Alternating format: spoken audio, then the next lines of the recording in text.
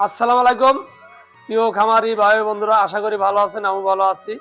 আজকে কি বিষয় নিয়ে আলোচনা করব, অবশ্যই ভিডিও থাম্বনেল ও টাইটেল দেখে বুঝতে পেরেছেন যে কি বিষয় নিয়ে আলোচনা হবে।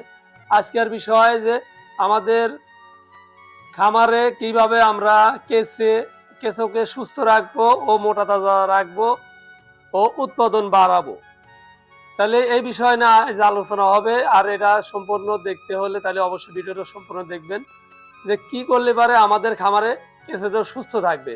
আর সুস্থ কিভাবে থাকবে, সুস্থ কেঁচো কিরকম হয় এই দেখেন। আপনি যদি দেখাই, আমি কিন্তু এইটা কিন্তু কেঁচো খুব কম দিছিলাম। দেখেন আমার খামারে একটা কেঁচো যদি দেখেন এই কত বড় বড়। আপনি যদি আমি দেখাই, হয়তো কাজ দেখতে পাচ্ছেন, এই দেখেন একটু কেঁচো। আর এই ক্যারেটে আমি কিন্তু কেঁচো ওই দিন কমা দিছি। এক ভাই কিছু শাশুলে হাঁক দিছি, কিছু কেঁচো দেওয়ার পর আমি খুব কম দিছি কেঁচো। দেন প্রতিটা কেঁচোর সাইজ দেন মোটা কি। আর এত সুন্দর কিভাবে করবেন, কি করলে পারে এত সুন্দর কেঁচো থাকবে ও উৎপাদন আপনার খামারে বাড়বে, কেঁচো বাড়বে, সারের উৎপাদনও বাড়বে।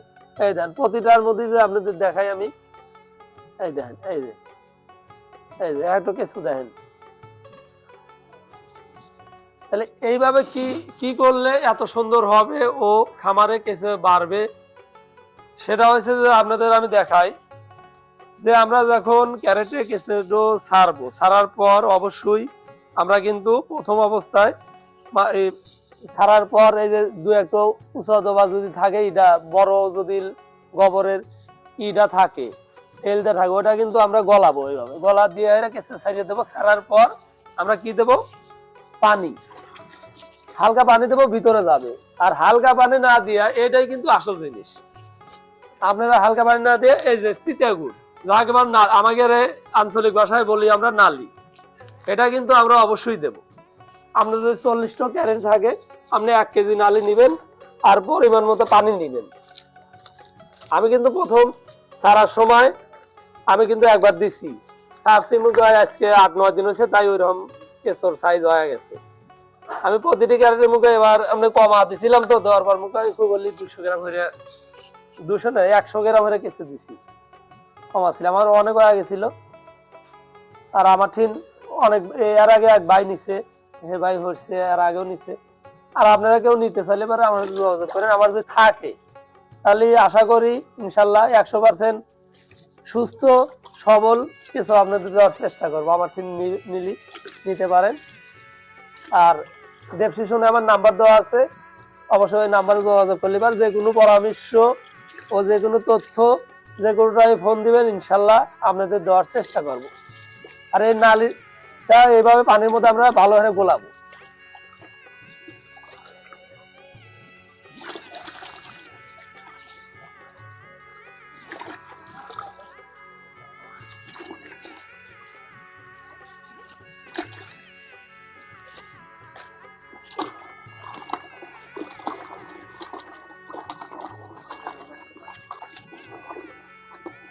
নালিটা কিন্তু আমরা ভালোভাবে গোলা নেব।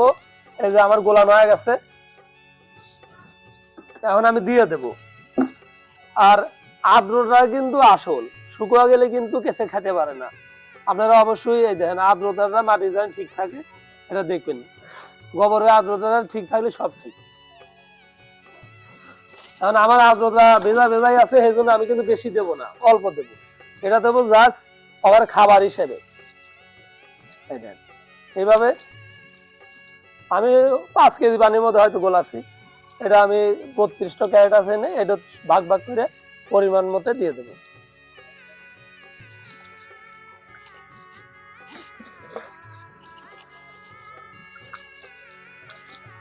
আমার সম্পূর্ণ ক্যারেটই পানিটা, লালি পানিটা দেওয়া হয়ে গেছে। সম্পূর্ণ কিন্তু দেওয়া শেষ আমার।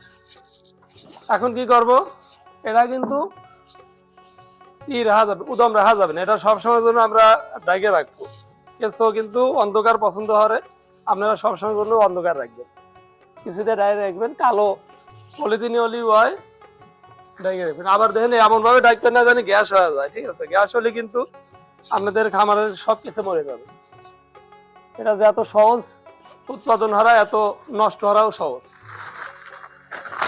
মেলা ভাই কয় যে আমার খামারে কিছু মরিয়া গেছে, ওরা যায়। পড়াবে কে শিকারে যত্ন করবেন দেখবেন যে আপনি আমি কিন্তু শুরু করছিলাম খুবই অল্প দিয়ে একজনের দিন মুখে 200 গ্রাম কেঁচো আমি চা আনছিলাম মানে কিনে আনছিলাম সেটার থেকে আমার কিন্তু আজ অনেক কেঁচো মাসে দিছি আমি আবার নিজেরও কিন্তু অনেক হরছি তাহলে এইভাবে আমরা ঢেকে রাখবো সম্পূর্ণটাই এইভাবে ঢাকবো ঢেকে থুয়ে দেবো আর আমরা খেয়াল রাখবো যে ওর আর্দ্রতা যেন ঠিক থাকে এটাই কাজ এটা কিন্তু বেশি কিছু কাজ না আর দেখেন যে এন্দুর চিকা এগুলো জানি আপনার খামারে যান না ঢোকে দেন কাম কমপ্লিট ইনশাল্লাহ তাহলে এইভাবে পরিচর্যা করবেন অবশ্যই আপনাদের খামারে কেঁচাকে আপনারা সুস্থ রাখতে পারবেন সবল রাখতে পারবেন ও উৎপাদন বাড়বে সবাই ভালো থাকবেন সুস্থ থাকবেন আল্লাহ হাফেজ